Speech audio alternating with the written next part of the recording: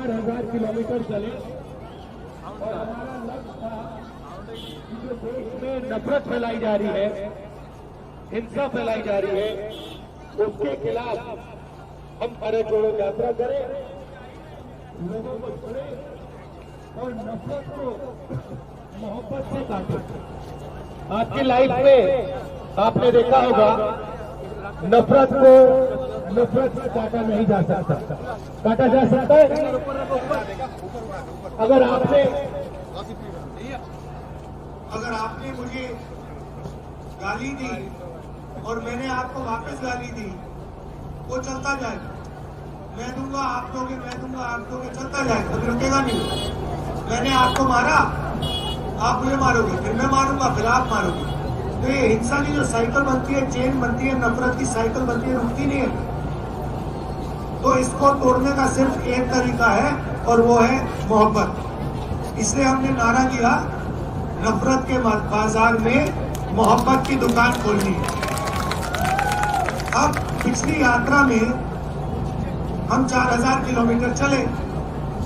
आप पूछोगे कि भाई 4,000 किलोमीटर चलने के बाद आपको क्या पता लगा, जनता ने आपसे क्या कहा? 4,000 किलोमीटर चलने के बाद हमें यह पता लगा कि देश में जो हिंसा है, नफरत है, उसका कारण अन्याय है। कि इस देश में अलग अलग हर रोज अन्याय किया जा रहा है। आज मैं आपको 2-3 तरीके के अन्याय के बारे में कहना चाहता हूं, जो आप समझोगे, एकदम समझ जाओगे। सबसे पहले आर्थिक अन्याय। अब यहां पे अभी मैंने देखा कि अदानी जी का यहां पे बड़ा सा ऑफिस है, पास में सड़क पे लिखा था, वो जो साइन होते हैं ना सड़क वाले, उस पे लिखा था, उस पे अदानी जी का नाम।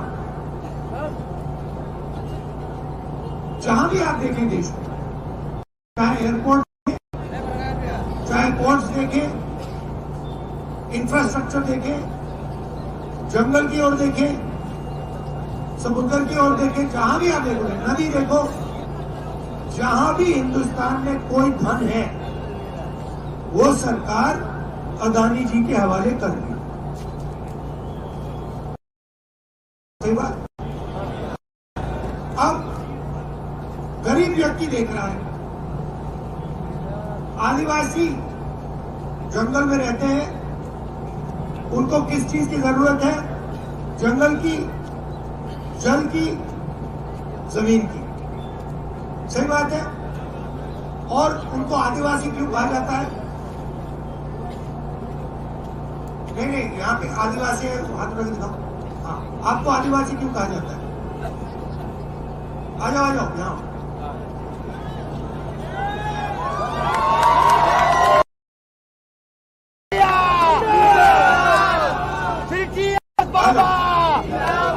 बैठो यहाँ, पैर नहीं छोड़ना, यहाँ ना बैठो।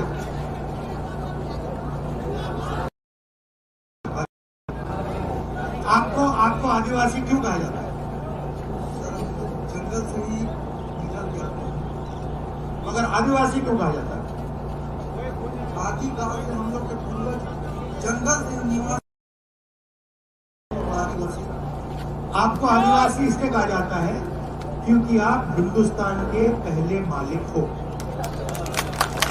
मतलब जो भी यहां था, जल था, जंगल था, जमीन थी, उसके पहले मालिक आदिवासी। अब बीजेपी ने नया शब्द निकाला, वनवासी। सुना होगा आपने, मोदी जी कहते हैं वनवासी, सुने हैं ना? अब वनवासी का मतलब क्या भैया?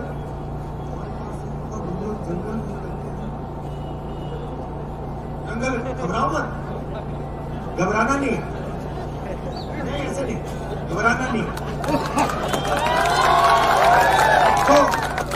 तो बीजेपी कहती है कि आप लोग आदिवासी नहीं हो, आप वनवासी हो।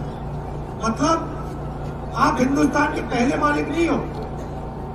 आपको जंगल में रहना है, आपको जंगल से बाहर नहीं आना। मतलब अगर आपके बेटे इंजीनियर बनना चाहते हैं, डॉक्टर बनना चाहते हैं, लॉयर बनना चाहते हैं, बिजनेस चलाना चाहते हैं, उद्योग खोलना चाहते हैं, तो आप वो नहीं कर सकते। ये फर्क है। नाम बदल दिया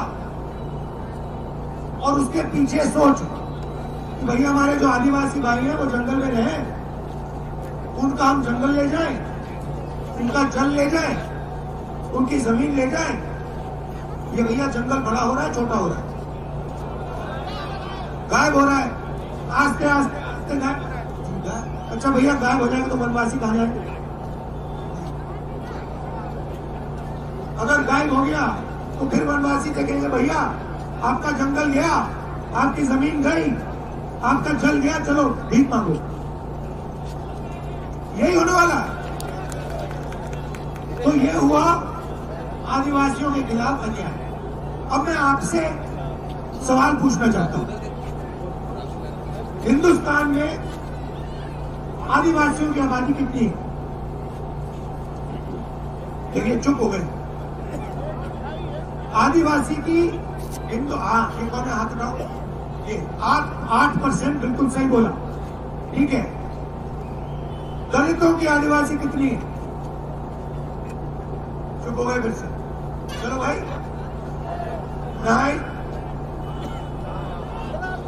15 किसने बोला? ये 15%। पिछड़ों की आबादी कितनी है? क्या बोले भाई? 50, ठीक है। 50 से 15 जोड़ो, कितना हुआ? 65 में 8 जोड़ो, कितना हुआ? 73। भैया कैसा नाम किया आपने? 73 हुआ, 73, राइट। तो आदिवासी दलित पिछड़ों की आबादी 73%, सही, ठीक है। माइनॉरिटी की कितनी? 15% उसमें जोड़ दो, कितना हुआ? 88 हुआ, ठीक है। अब मुझे बताओ, अभी के लिए हम 73 पे ही रहते हैं, पिछड़े दलित आदिवासी, ठीक है। अब मुझे बताओ, हिंदुस्तान की 200 सबसे बड़ी कंपनियों के मालिकों में ओबीसी दलित आदिवासी कितने? एक भी नहीं। अच्छा ठीक है, अब बताओ 200 कंपनियों में जो कंपनियों को चलाते हैं, बड़े बड़े अफसर जो है, सीनियर मैनेजमेंट जिनको कहा जाता है, उनमें से दलित आदिवासी पिछड़े कितने? 0, ठीक है। अब आप कहोगे भैया देखो, दलितों को, आप में से बहुत लोग कहोगे, मैं तो नहीं कहता हूं, मगर आप में से बहुत लोग कहोगे भैया दलितों को, आदिवासियों को, पिछड़ों को इन कंपनियों में नहीं जाना। मान लिया, ऐसे कहने के लिए मान लिया। अब मुझे बताओ, मीडिया में कितने? मीडिया में सबसे बढ़िया 100 मीडिया की कंपनी ले लो और मुझे बताओ उनमें से, उनके मालिकों में से पिछड़े दलित आदिवासी कितने? 0, ठीक है, छोड़ो। और ठीक है भैया, आदिवासी दलित पिछड़े लोग कहते हैं मालिक नहीं बनना चाहते, मान लो, तो फिर मुझे बताओ मैनेजमेंट में कितने? सीनियर अफसरों में से मीडिया में दलित आदिवासी पिछड़े कितने? 0। चलो और ठीक है, मीडिया छोड़ो, हमें मीडिया भी नहीं चाहिए, हमें 200 सबसे बड़े उद्योग नहीं चाहिए, हमें मीडिया नहीं चाहिए, ठीक है। अब मुझे बताओ, जो प्राइवेट अस्पताल चलाते हैं हिंदुस्तान में, आप जाते हो इलाज होता है प्राइवेट अस्पताल में, इनके मालिक दलित आदिवासी पिछड़े कितने? 0। अच्छा बताओ मैनेजमेंट में कितने? सीनियर अफसरों में कितने? 0। चलो हमें वो भी नहीं चाहिए, ठीक है। आपने मीडिया छोड़ दी, कॉर्पोरेट हिंदुस्तान छोड़ दिया, अस्पताल छोड़ दिए, चलो स्कूल कॉलेज में चलते हैं। सबसे बड़े प्राइवेट स्कूल और कॉलेजेस जो हैं, उनके मालिकों में से दलित आदिवासी कितने? हो भैया हमें कुछ नहीं चाहिए, वो भी डिमांड नहीं करेगा। हिंदुस्तान की सरकार को 90% चलाते हैं IAS अफसर, हिंदुस्तान के बच्चे यही मानते हैं। ये जो शिक्षा में पैसा जाता है, स्वास्थ्य में बिना आरोपी को आ जाओ, काम लगाओ भाई, जल्दी जल्दी खड़े हो जाओ। ये देखो, ये इस देश का भविष्य है। ये नाम क्या है तुम्हारे? नाम क्या है? नाम बताओ। ज्योति दास तुम्हारा नाम? आप बैठो बैठो।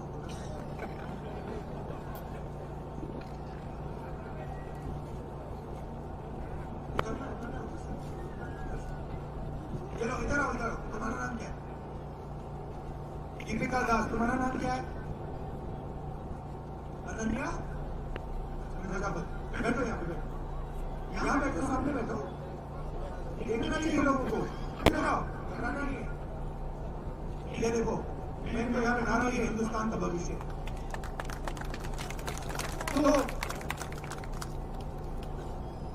सब आपने कॉर्पोरेट इंडिया छोड़ दिया, मीडिया छोड़ दिया, प्राइवेट अस्पताल छोड़ दिए, प्राइवेट स्कूल कॉलेज यूनिवर्सिटी छोड़ दिए। अब मैं कहता हूँ कि सरकार में तो भागीदारी होनी चाहिए। क्या लगता है, होनी चाहिए? ठीक है। 90% हिंदुस्तान के पूरे बजट को चलाते हैं। हर रुपया जो हिंदुस्तान की सरकार खर्च करती है, 90% लेते हैं। डिफेंस में कितना जाएगा?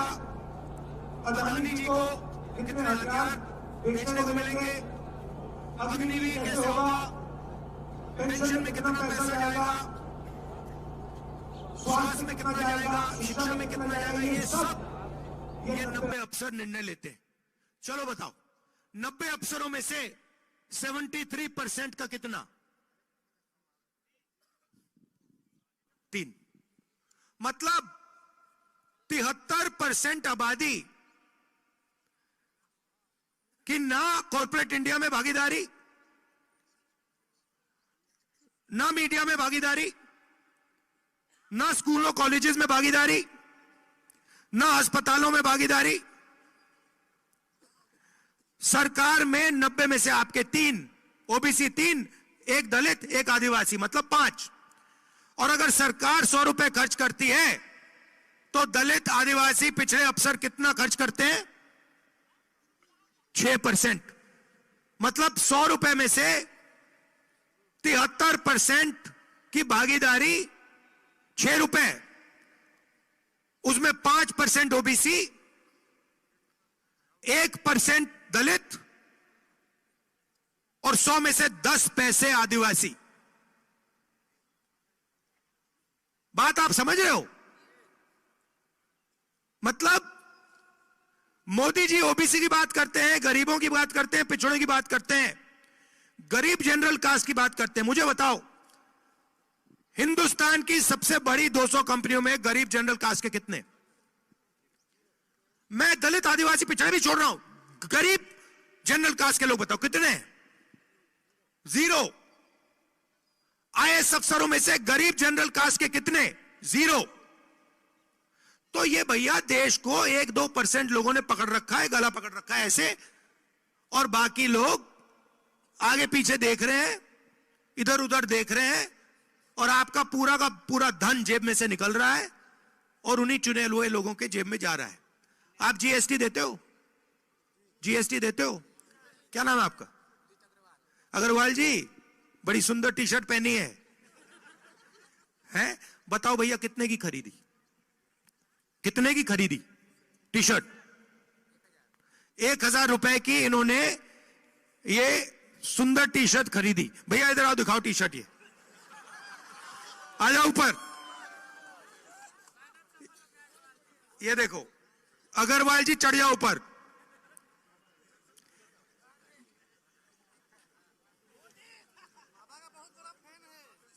हाँ ये, अब देखो, उस पे खड़े हो जाओ, खड़े हो जाओ। अरे भाई खड़े हो जाओ, कुछ नहीं होगा। खड़े हो जाओ, खड़े हो जाओ, खड़े हो जाओ, शाबाश। ये अब अग्रवाल जी, ये आपने 1000 रुपए की शर्ट खरीदी है ना? खरीदी या गिफ्ट दिया किसी ने? खरीदा। इसमें आपने जीएसटी कितनी दी? नहीं, दुकानदार जाने ना भाई, आपने दी है। 18% आपके जेब में से जीएसटी निकली, आपको पता भी नहीं लगा। ठीक है, अगर गौतम अदानी यही शर्ट खरीदता, कौन सी दुकान में खरीदी? अंबिकापुर में वो आएगा तो है नहीं, उस दुकान में जाएगा नहीं। मगर अगर मान लो एक दिन वो यहां अपने जो इसने जो जंगल लिया है उसको देखने आ जाए और चले जाए, अदानी दुकान में चला जाए, क्या भैया मुझे ये अग्रवाल जी की टी शर्ट चाहिए, कितने का खरीदेगा? 1000 रुपए का खरीदेगा। वो जीएसटी कितनी देगा? उतनी ही देगा जितनी आपने दी। आपकी आमदनी कितनी है? 50,000। अदानी की आमदनी कितनी है? गिनती नहीं है। जिसकी गिनती नहीं है वो भी उतनी देगा जितनी ये देगा। अच्छा ठीक है, इन्होंने दे दी, जीएसटी का पैसा कहां जाएगा? सरकार के पास। सरकार के पास से कहां जाएगा? अदानी जी के पास। तो आप जीएसटी दे रहे हो, वो जीएसटी दे रहा है, आपका पूरा का पूरा जीएसटी का पैसा फिर से उसकी जेब में जा रहा है। अग्रवाल जी खड़े होइए एक मिनट। अब देखिए अग्रवाल जी, थोड़ा चौड़ा होके, ऊपर होके, ऊपर आइए, ऊपर आइए, घबराइए नहीं, टूट जाएगी बाद में देखेंगे। अब देखो, खड़े हो जाओ, हाँ छाती फैला के। अब देखो, अब मान लो अग्रवाल जी हमारे दोस्त हैं और ये कहीं किसी मार्केट में चले गए और किसी ने इनका, 2-3 लोगों ने सोचा कि भाई अग्रवाल जी की हम जेब काटेंगे। मान लो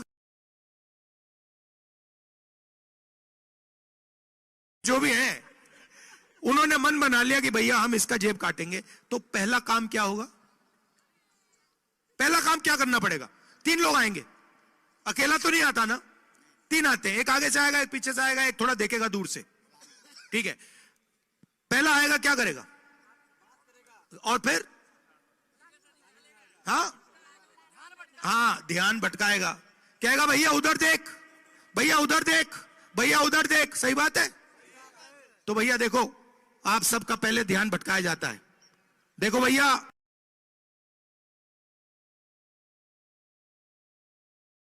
भैया देखो क्रिकेट चल,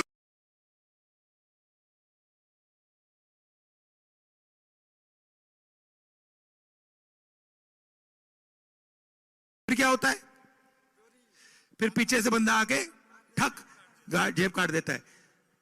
जीएसटी नोटबंदी वही है। ठीक है, और आखिरी क्या होता है? उसके बाद तीसरा बंदा क्या करता है? तीसरा बंदा देखता है अगर आपने कुछ ज्यादा आवाज की तो 2 झापड़ मारेगा। सही बात है, वही हो रहा है। आप यहां पे थोड़ी सी आवाज करो, पुलिस आ जाएगी। आप छोटे दुकानदार हो, आपने थोड़ा सा कहा कि भैया हमें अच्छा नहीं लग रहा, आ जाएगी ईडी, सीबीआई, इनकम टैक्स आ जाएगा। आप छोटे व्यापारी हो, आपने कहा भैया अदानी जी मुझे अच्छे नहीं लग रहे, एकदम आ जाएगी सीबीआई, ईडी, इनकम टैक्स। तो ये हो रहा है आर्थिक और सामाजिक अन्याय। 73% लोगों को कुछ नहीं मिल रहा हर रोज। अब देखिए अग्रवाल जी पढ़े लिखे हैं। अग्रवाल जी क्या एक्सपीरियंस है, क्या पढ़े आप? बिजनेस, मगर स्कूल, कॉलेज, यूनिवर्सिटी, बीए किया। देखो भैया बीए किया है। भैया एक बात बताओ, खड़े हो जाओ। आपके जेब में बटुआ है? नहीं है? पैसे हैं? अच्छा सेलफोन है? अगर मैंने आपसे सेलफोन निकाल, आपके जेब से सेलफोन निकाल दिया तो आपको पता लगेगा कि सेलफोन निकाल दिया? और मगर जैसे आपके हाथ में सेलफोन मैंने छीन लिया, आपको पता लगेगा? मगर आपसे 1000 रुपए में से 18 रुपए 180 रुपए ले लिए गए, आपको मालूम ही नहीं, मगर आपको पता भी नहीं लगा। आपने सबके सामने कहा भैया मैंने जीएसटी नहीं दी, मैंने तो दी नहीं, दुकानदार जाने। भैया 180 रुपए दुकानदार ने आपके जेब से निकाल दिए, आपको पता भी नहीं लगा। उससे पीछे किसी और ने निकाल दिए, तो चेन बना दी है। ये उससे पैसे ले रही हैं, ये उससे पैसे ले रहे हैं, ये उस चेन बनी हुई है, और अंत में चेन का पूरा फायदा अदानी जी का है। और आप लोग कह रहे हो भैया हमने तो 18% नहीं दिया, हमने 15% नहीं दिया। पेट्रोल भरते हो गाड़ी में, जीएसटी कितना लगता है? चुप हो गए, चुप हो गए। आपने ये टोपी खरीदी, जीएसटी कितनी लगी? नहीं मालूम। तो आपसे चोरी हो रही है, रोज हो रही है। तो मैं आपसे सिर्फ एक बात कहना चाहता हूं, आपको जो करना है करो। अच्छा, अगर मैं यहां 100 साल पहले आता और मैं आपसे पूछता भैया नशा किस चीजों से होता है, आप क्या बताते मुझे? नशा किन किन चीजों से नशा हो सकता है, क्या बताते मुझे? अगर 100 साल पहले आता, गांजा और दारू और देसी दारू। अच्छा, नशे का क्या मतलब होता है? नशे का मतलब जो नहीं, जिसका ध्यान भटक जाता है। शराब बंदा क्यों पीता है? क्योंकि वो जो उसकी जिंदगी है उसको देखना नहीं चाहता, वो ध्यान को भटकाना चाहता है, इसलिए लोग शराब पीते हैं। ये भैया ये जो सेलफोन है, इसमें आप कितने घंटे देखते हो दिन में? सच बताओ, मुस्कुराओ मत, कितने घंटे देखते हो इसमें? हाँ, 8-10 घंटा ये सेलफोन में अपना ध्यान रखता है। ये नशा नहीं है क्या? ये नशा है। 8 घंटे इनका ध्यान इधर उधर नहीं जाता, सिर्फ सेलफोन में जाता है। ये वीडियो देखते हैं, हंसी आती है, नशा। तो ये हो रहा है। तो मैं आपसे सिर्फ एक बात कहना चाहता हूं, सेलफोन पे आप देखना चाहते हो, वीडियो देखना चाहते हो, देखो, कोई इतराज नहीं। मगर जब आप सुबह उठोगे ना, आप अपने आप से एक सवाल पूछो, 3 बार दिन में पूछना कि इस देश का कितना धन आज मुझे मिला। फिर लंच के खाने के बाद फिर से कहना कि भैया आज मुझे इस देश का कितना धन मिला। और शाम को फिर से कि भैया आज मुझे इस देश का कितना धन मिला। मैंने कितनी मेहनत की, मैंने कितना काम किया, मैंने कितनी चोट खाई और उसका फल मुझे कितना मिला। आपको यह सवाल 3 बार हर रोज पूछना चाहिए। और 10 दिन में आपको पता लग जाएगा कि आपको 24 घंटा एक सिस्टम ठग रहा है। उस सिस्टम के बिल्कुल ऊपर प्रधानमंत्री जी बैठे हैं। उस सिस्टम में 73% का कोई नहीं है। उस सिस्टम में गरीब जनरल कास्ट का कोई नहीं है। उसमें 100-200 लोगों का की दुकान चल रही है, 1000-2000 लोगों की दुकान चल रही है। बाकी लोग देख रहे हैं और भूखे मर रहे हैं, जीएसटी दे रहे हैं और पेट्रोल के लिए पैसा ज्यादा देते जाते हैं, महंगाई बढ़ती जा रही है। यह हो रहा है।